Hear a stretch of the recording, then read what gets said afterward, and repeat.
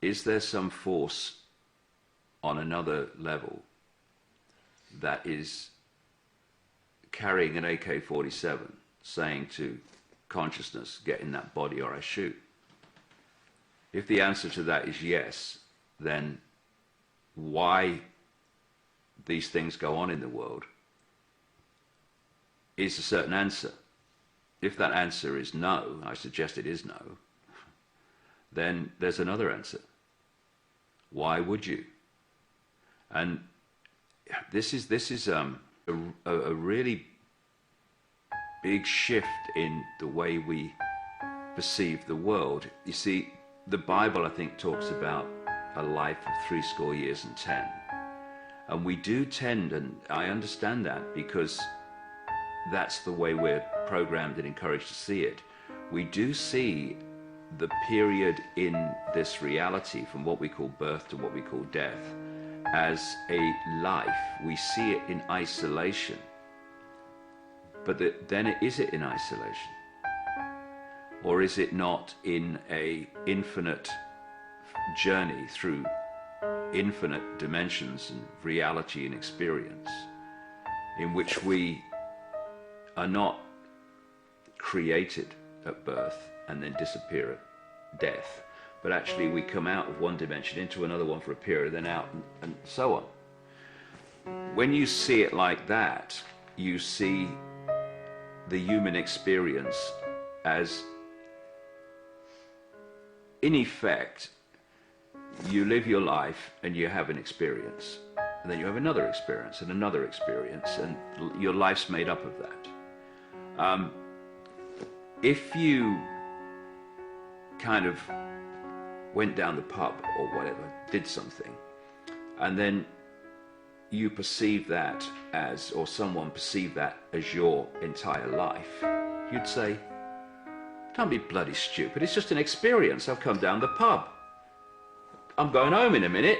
You know, what do you mean? What do you mean it's meant? But that's when you look that this birth to death period is life in isolation. That's what you're saying. You're saying that a part of this infinite flow is your life in its entirety. But when you take this version of it, then this birth to death period is, in the greater scheme of eternal experience, the equivalent of that moment where you're in the pub. It's an experience on an eternal journey. So that changes the perspective of so-called physical life dramatically, because now it's just another step on a journey. It's not a journey in itself, or almost. And then therefore you can maybe perceive that experiences that we have within this part of the eternal journey we call a physical life can relate to many other parts of the journey we don't even know about in this physical body. And therefore the experiences we have between what we call birth and death can have a much more profound, a much deeper and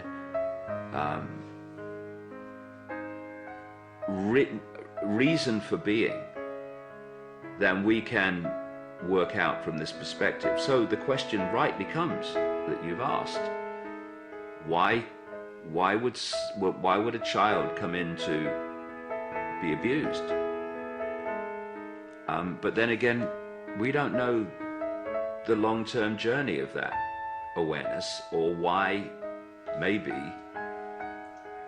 that experience would come to it, because we don't know what is happening in the journey, or what has happened in the journey before it entered this reality for 3 score years and 10 or whatever. So these questions are basically, you know, on the back burner in a way, waiting for more information. And of course, when we leave this reality, what we call death, and we remove ourselves from the shell, suddenly we'll go, oh, I can see why that happened now. But we can't here, because we're seeing the next turn on the river instead of the whole journey from source to sea. But take someone like Cathy O'Brien. Cathy O'Brien had a horrendous childhood of unbelievable satanic and paedophile abuse and torture in mind control projects. Had a nightmare life right into her 30s till she was helped out of it and what have you. And we still communicate often. And I started to really understand the scale of what went on behind the scenes in terms of Satanism, pedophilia, torture, mind control. Initially, I've done enormous amounts of research since, but initially because of Kathy O'Brien and a book she wrote called Transformation of America. If she had not gone through that abuse and come out to tell the tale, we would be way back down the road in knowing what's going on behind the scenes.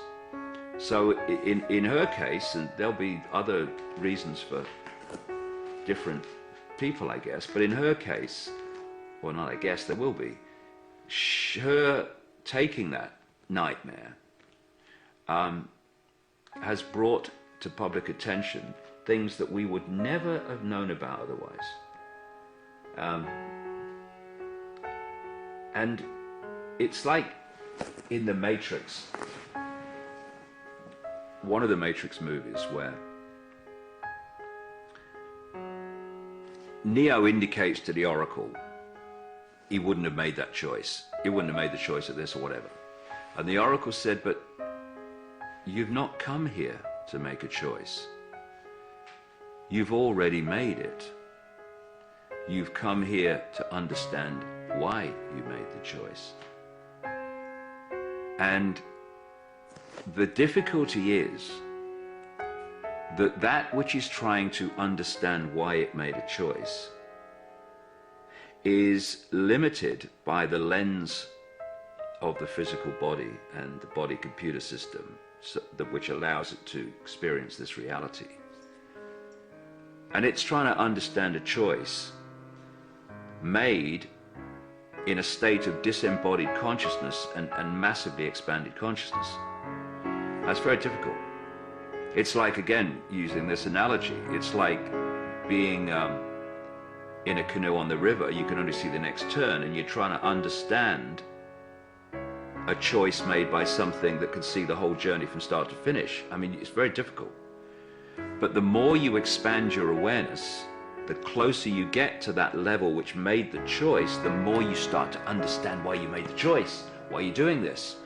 And unfortunately, most people, it's changing, but most people are still in a closed-minded state where they will not even begin to understand the choice or even accept they've made one to experience something they don't like.